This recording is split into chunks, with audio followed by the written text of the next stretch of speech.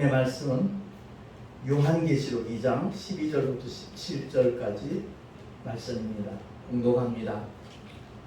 버가모 교회의 사자에게 편지하기를 좌우에 날성금을 가진 이가 가라사대 내가 어디 사는 것을 내가 아노니 거기는 사단의 위가 있는 데라. 내가 내 이름을 굳게 잡아서 내 충성된 증인 안디바가 너희 가운데 곧 사단의 거하는 곳에서 죽임을 당할 때에도 나를 믿는 믿음을 저버리지 아니하였도다. 그러나 내게 두어 가지 책망할 것이 있나니 거기 내게 발람의 교훈을 지키는 자들이 있도다.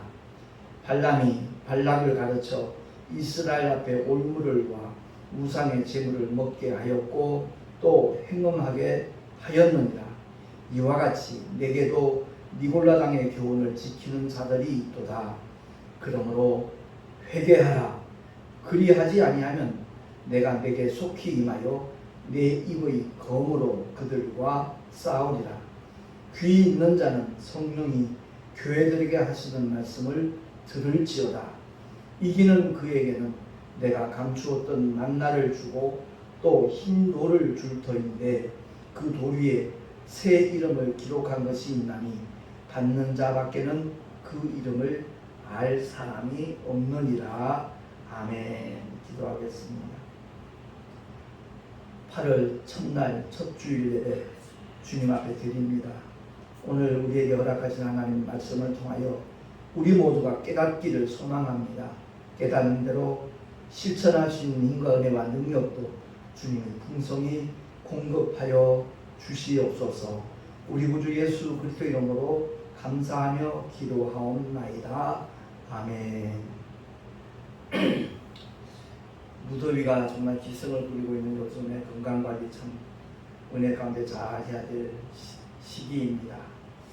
오늘 본문의 말씀을 통해서 버가모 교회를 향하신 하나님의 책망은 무엇이고 또한 칭찬은 어떤 것인가를 살펴보면서 우리 자신의 믿음을 점검함과 동시에 삶의 방향, 신앙생활의 그 목적이 무엇인가 바로 깨닫는 그런 은혜의 시간이 되기를 소망합니다. 오늘 본문에 보면 그들의 삶의 자리가 바로 사단의 위가 있는 곳이다 라고 말합니다. 사단의 자리가 있다는 것이에요. 다른 말로 바꿔 말하면 수많은 위협과 또한 유혹이 있는 그런 자리라는 거죠.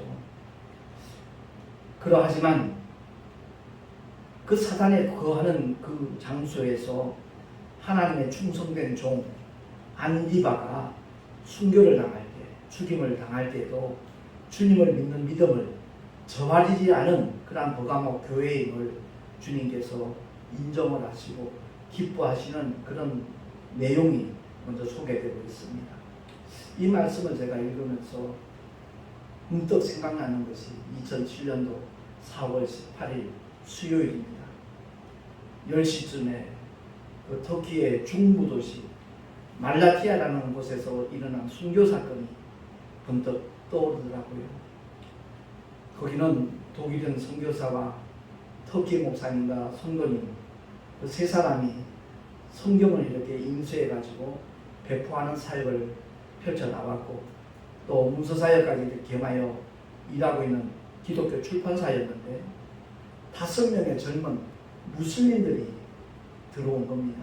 그리고 그들을 총으로 위협을 해서 의자에 앉혀놓고 잔인하게 고문을 하기 시작을 하죠. 자그마치 3시간 동안입니다. 나중에 그 부검을 하면서 확인된 내용을 보면 독일인 선교사 틸만 목사님은 156회나 칼에 찔렸더라는 거죠. 그리고 터키 목사님 네자티 목사님은 99번을 칼에 찔렸고 평신도인 터키 성도 우르 그 형제는 셀 수조차 없을 정도로 난도질을 당했다는 겁니다. 그야말로 그들은 계획적인 범행이었다는 것이 확인이 되어졌는데 수개월 전부터 성경 공부한다고 동참한다고 기독교에 대한 관심이 많은 것처럼 이렇게 동참하기 시작을 했다가 급작스럽게 이와 같은 살인사건을 저지른 겁니다. 처음에 간단하게 그냥 총으로 쏴서 죽였으면 고통은 없잖아요. 그런데 칼로 손가락 마디마디를 끊어나가기 시작을 하고, 그리고 손목, 팔목, 어깨 할 것 없이 그야말로 난도질하기 시작을 한 거죠. 독일인 선교사님, 그 틸만 목사님이 가장 먼저 처형을 당하는데, 터키 목사님, 네자티 목사님과 그 우르 형제는 옆에서 그 모습을 지켜보는 가운데 어떤 일도 할 수 없는, 그냥 묶여있는 상태에서 그 심적인 고통은 이루 말할 수가 없었을 거라는 거죠. 그런데 그 사건 직후에 그 틸만 선교사님 부인 되시는 수산나 선교사님이 앙카라 TV에서 이렇게 인터뷰를 하는데, 그 선교사님 말씀이 저들을 용서합니다. 왜냐하면 저들은 자기들이 한 일이 무엇인지 진실로 모르고 있기 때문입니다. 라고 말했다는 거죠. 예수님께서 십자가에 달리셔서 저들의 죄를 저들에게 돌리지 말라고 아버지께 기도한 것처럼, 그야말로 수산나 선교사님도 주님의 심정을 가지고 그들을 불쌍히 여기는, 바로 이 사건이 벌어졌을 때 터키는 고작 0.1%의 기독교인이 있었을 뿐입니다. 벌써 15년 전 사건이잖아요. 지금 2021년도쯤에는 지금 거의 2% 정도 기독교인들이 이렇게 늘어난 것으로 밝혀지고 있는 걸 압니다만은, 제가 3년 전에 터키 단기 선교를 가게 된 것이 바로 17년 동안 터키에서 천여의 몸으로 선교 사역을 감당하던 문은혜 선교사님, 그분의 강의를 듣고 견딜 수가 없었어요. 저와 함께 17일 동안 터키 땅에 정말 복음의 씨앗을 뿌리러 갔던 14명의 목사님들과 귀한 권속들 역시도 그 문은혜 선교사님의 강의를 들으면서 아마 마음이 뜨거워졌을 거라고 저는 믿어 의심치 않습니다. 그야말로 터키에 하나님의 생명의 씨앗이 뿌려지기를 간절히 열망하는 마음으로 그 출판사에서 성경을 찍어내고 그것을 배포하면서 동시에 그 민족이 아버지의 품으로 돌아오기를 열망하는 마음으로 그렇게 열심히 사역하는 그들에게 위장을 하고 이렇게 접근을 해서 결국엔 끔찍한 사건을 저질렀던 그들을 용서한다는 것, 아마 보통 성도들 입장에서는 이해하기도 힘들고 용서하기도 무척 힘들잖아요.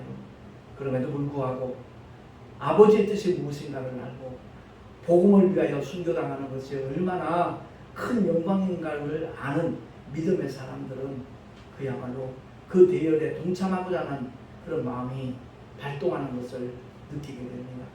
저 역시도 3년 전에 갈 때는 제가 중보기도 그 내용에 그런 내용을 써놨지만, 정말 하나님이 허락하셔서 순교자의 반열에 들어갈 수 있으면 정말 그보다 더한 영광이 없겠다는 내용으로 기도해달라고 이렇게 내용을 써놓고 이제 기도문들을 나눠준 적이 있었는데, 중요한 것은 오늘 본문의 말씀을 통해서 버가모 교회 역시도 어떤 위협이 있고 어떤 협박이 있어, 그리고 눈앞에서 정말 순교를 당하는 안디바의 그 모습 앞에서도 조금도 두려워하지 아니하고 타협하지 아니하고 끝까지 믿음을 지켰다는 사실, 이 점을 주님이 얼마나 기뻐하시고 계신가 하는 것을 본문을 통해서 우리가 알게 되어집니다. 그런데 주님께서는 버가모 교회를 향하여 책망할 것이 두 가지 있다라고 말씀하고 있잖아요. 그것은 다름이 아니라 지난주에도 언급을 했지만 발람의 교훈, 니골라당의 교훈을 행하는 자들이 있다는 거죠. 그러니까 이 본문은 버가모 교회에 속해 있는 성도들 향한 메시지이기도 하지만 전체를 향한 메시지라는 것을 우리가 알 수가 있는 것이, 너희 중에 이런 자들이 있다라는 것을 지적을 해주고 있지 않습니까? 그래서 우리 모두가 다 눈에 보이는 유형 건물, 그 교회만 생각할 것이 아니라 그 교회의 일원이 되어 있는 교회의 지체가 되는 우리 한 사람 한 사람의 믿음이 어떠한가에 대하여 주님은 전부 다 살펴보고 계시다는 것을 기억을 하고 오늘 말씀 앞에 과연 나는 어떤 모습으로 믿음의 길을 걸어가고 있는가 하는 것을 정말 자세하게 짚어볼 수 있는 복된 은혜의 시간이 되기를 예수 이름으로 축원합니다. 그 순교 사건 그때 메자티 목사님이 평소에 늘 한 얘기가 있다는 거예요. 다름이 아니라 나는 무슬림으로 태어났지만 그리스도인으로서 죽을 것이다 라는 말을 평소에 늘 해왔다는 겁니다. 그렇습니다. 우리는 기독교인으로 태어난 사람들이 지금 전혀 무신론자로 살아가는 그런 현상들도 일어나고 있는 요즘이잖아요. 너무 참 안타깝죠. 너무나 정말 가슴 아픈 그런 일들이 자연스럽게 아무렇지도 않게 이렇게 번져나가고 있는 오늘날의 우리 현실을 쳐다보면서 정말 우리는 더욱더 마음을 찢으며 하나님 앞에 기도해야 되겠다 하는 생각이 들게 됩니다. 그렇습니다. 믿음은 지키는 겁니다. 끝까지 지키는 겁니다. 택시 안에서 만나는 많은 사람들 중에 믿음의 길을 떠난 사람들이 참 적지 않더라고요. 그들에게 원인을 제공한 사람들도 하나님 앞에서 정말 책망을 심판을 받겠지만 그런 원인 제공을 받았다고 해서 주님을 떠난다는 것은 너무너무 어리석은 일이라는 것을 우리가 기억을 해야 될 것입니다. 그렇습니다. 저 유튜브에 올라가 있는 그 말라티아 순교 사건 이렇게 치면 그 생생한 간증들이 이렇게 함께 나오고 있거든요. 그날에 일어난 사건이 어떻게 펼쳐졌는가에 대해서 이렇게 자세하게 소개되고 있는데 볼 때마다 경각심이 생겨나고 정말 복음을 위하여 주 예수의 이름을 위하여 수많은 영혼들에게 복음을 전하기 위하여 다시 한번 결단해야 되겠다라는 생각을 가짐과 동시에 그 현장에서 사역하고 있는 장기 선교사님들 그들을 위하여 우리가 더 열심히 기도하고 후원하는 그런 자세를 취해야 되겠다는 생각이 들더라고요. 그렇습니다. 발람의 교훈, 니골라당의 교훈 지난주에 말씀드린 대로 물질 만능 시대가 되다 보니까 물질의 유혹 때문에 돈 버는 일 때문에 믿음을 팽개치는 등한히하는 그런 현상들이 너무너무 많이 일어나고 있거든요. 그래서 그런 부분에 대해서 우리는 보다 더 경각심을 가져야 되겠고 극단적인 영과 육의 관계 하나님과 사탄이 대립되는 것처럼 영과 육은 대립되는 것이고 그러므로 육의 소욕을 따라 사는 것은 육은 원래 악한 거기 때문에 그건 어쩔 수 없는 일이다라고 자기에 합리화시키는 그런 잘못된 이론에서 우리는 분명히 벗어나야 될 것이고 히브리서에 말씀하는 대로 죄와 싸우되 피 흘리기까지 대항하는 그런 자리에 나간다라는 주님께서는 넘치는 사랑의 은혜를 물붓듯이 부어주실 줄로 믿습니다. 만약에 발람의 교훈과 니고달라의 교훈을 지키는 자들을 향하여 주님이 엄중히 경고했음에도 불구하고 회개하지 아니한 자들에게는 주님께서 내 입의 검으로 그들과 싸우리라 라고 말씀을 하고 있습니다. 좌우의 날성검을 가진 이가 바로 예수시잖아요. 성령의 검이 바로 하나님의 말씀이잖아요. 우리가 신앙생활 할 때 이 성경책을 그냥 하나의 기록된 어떤 글로 생각지 말고 이 말씀이 바로 내게 주시는 하나님의 생명이고 내게 허락하신 하나님의 약속이고 하나님의 축복이고 그야말로 모든 은사라는 것도 기억을 하고 이 말씀을 따라 설계도 없이 건축하면 허가가 나지 않잖아요. 제대로 건축할 수도 없잖아요. 하나님의 말씀은 바로 믿음의 건축물, 나를 건축하는 설계도라는 것을 기억을 하고 언제 어디서든지 말씀과 함께하는 믿음의 길을 걸어가는 우리 모두가 될 수 있기를 예수 이름으로 축원합니다. 그리고 주님은 동시에 약속을 하지요. 이기는 자에게는 내가 감추었던 만나와 흰돌을 줄 터인데 그 돌 위에 새 이름을 기록한 것이 있나니 받는 자밖에는 알 사람이 없느니라 라고 오늘 본문에 말씀하고 있습니다. 광야길 동안 하나님께서 만나를 내려주셨죠. 그 만나를 제 법궤 안에 같이 보관하고 있잖아요. 그 만나의 의미가 뭐예요? 날마다 주는 하나님의 생명으로 살 수 있다는 거죠. 다시 말해서 감추었던 만나를 준다는 것은 영원한 영혼의 양식, 그야말로 영원한 생명을 하나님께서 주시겠다는 것이고, 이 흰돌의 의미는 당시 그 이스라엘은 법정에서 그 사람이 유죄인가 무죄인가의 그 표가 흰돌과 검은돌을 이렇게 배심원들을 이렇게 넣게 되어 있는데, 흰돌을 던진다는 것은 바로 그 사람이 죄가 없다는 것을 입증하는 거거든요. 다시 말해서 믿음을 끝까지 지키고 이기는 자들에게는 주님께서 2000년 전 십자가에서 흘리신 보혈로 모든 죄를 사하셨다는 명백한 증거를 다시 한번 확정해 주신다는 약속이기도 합니다. 그리고 유대인들에게는 그 흰돌은 출생한 자에게 하나의 증거이기도 하거든요. 다시 말해서 그리스도 안에 있는 새로운 생명을 얻었다는 것을 확인해주는 증표이기도 하다는 겁니다. 그리고 구약성경에 보면 아브람도 아브라함으로 이름이 바뀌어졌고 사레도 사라로 바뀌어졌죠. 가장 대표적인 예가 바로 야곱이 이스라엘로 바뀌어지는 겁니다. 이 세상 나그네 인생길에 다 끝마치고 난 다음 주님 나라 들어갈 때 하나님의 자녀되는 그야말로 새로운 이름으로 우리가 살게 될 것인데, 받는 자밖에는 알 사람이 없다라고 말씀하고 있어요. 그렇습니다. 우리가 언젠가 주님 앞에 그 흰돌을 받게 될 터인데 거기에 대한 설렘이 있기를 바라고, 그날을 날마다 정말 준비할 수 있는, 그러기 위해서는 무엇보다도 하나님께서 맡겨주신 사명을 감당하는 하나님의 사람으로 살아가는 저와 여러분이 될 수 있기를 예수 이름으로 축원합니다. 영원한 생명의 양식, 하나님의 말씀을 날마다 우리가 먹고 마시는 것도 굉장히 중요하고요. 그것이 일관된 삶으로 펼쳐졌을 때 그야말로 마지막 날에 하나님의 보존이 있다는 것을 기억을 하고, 죄사함을 받은 증서와 영생을 취한 새로운 삶으로 주님과 함께 눈물도 없고 아픔도 없고 질병도 없고 더 이상 고통도 없고 더 이상 이별과 죽음도 없는 우리 아버지의 집에서 영원히 기뻐하며 즐거워하며 감사하며 찬송하며 살아갈 수 있는 우리 모두가 될 수 있기를 예수 이름으로 축원합니다. 제가 카카오 스토리에다가 오늘 그 유튜브에 올라와 있는 말라티아 그 순교 사건을, 그 동영상을 이렇게 퍼놨어요.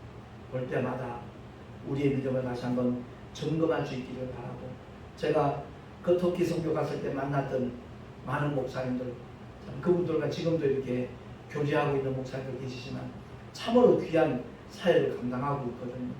대구에서 목회하는 이문희 목사님 같은 경우도 정말 그 터키에서 17일 동안 지냈을 때 동거동락했고, 같은 조로 일하지 않았지만 송세숙 목사님, 김계봉 목사님, 이런 분들, 이영희 장로님, 이런 분들 정말 귀한 하나님의 사람이라는 것을 다시 한번 이렇게 느끼게 되어집니다. 우리 모두가 다 그 중동 땅에 가서 복음을 직접 전하지 못한다 할지라도 늘 만나는 가까이 있는 이웃들에게 주님의 심정을 가지고 하나님의 사랑과 은혜를 함께 나눌 수 있는 그런 믿음의 길을 걸어가고 달려간다라는, 주님께서는 삶의 현장에서 일마다 때마다 예비하신 복으로 채워주실 것이고 하나님께서 함께 하신 믿음의 증거를 반드시 허락하여 주실 줄로 믿습니다. 믿음은 증거가 있어야 돼요. 정말 어떤 실체가 있으면 분명히 그림자가 따르기 마련입니다. 저와 여러분이 예수를 믿는 믿음이 하나의 이론이 아니고 하나의 형식이 아니라면 주님께서 어떻게 역사하시고 이끄시는지 우리의 생활의 현장 속에서 그것을 느낄 수 있어야 되고 알 수 있어야 되고 또한 그 증거를 나타낼 수 있어야 된다는 것을 우리가 기억을 하고 코로나가 만연하고 별의별 변종들이 이렇게 생긴다 할지라도 만약에 두려워한다면 그 믿음은 다시 한번 점검해 봐야 되지 않겠는가 하는 것을 생각해 봅니다. 자기 목숨을 아낌없이 내놓는 믿음의 사람들을 우리가 본받아서 삶의 현장에서 나의 작은 삶을 조금이라도 희생하고 양보하고 나눌 수 있는 그런 믿음의 길을 우리 한 사람 한 사람이 실천한다면 복음화는 결코 먼 얘기가 아니라는 것을 우리가 알게 되어집니다. 아무쪼록 오늘 말씀을 통하여 버가모 교회를 통한 주님의 음성, 주님의 메시지를 되새기면서 우리가 올바른 방향으로 올바른 신앙생활의 목표점을 향해서 늘 끊임없이 주저하지 아니하고 망설이지 아니하고 걸어가고 달려갈 수 있는 하나님의 사람으로 살아가십시다. 아멘. 기도하겠습니다. 하나님 아버지, 오늘 증거된 하나님의 말씀 위에 주께서 기름 부어 주셔서 정말로 복음을 위하여 조금도 목숨을 아까워하지 않는 사도 바울이 걸어갔던 그 길을 우리 모두가 함께 걸어갈 수 있도록 주님 우리를 붙잡아 주시고 하나님의 말씀으로 무장하게 하시고 성령의 감동감으로 승리하는 우리 모두가 되게 하여 주시옵소서. 우리 구주 예수 그리스도 이름으로 감사하며 기도하옵나이다. 아멘.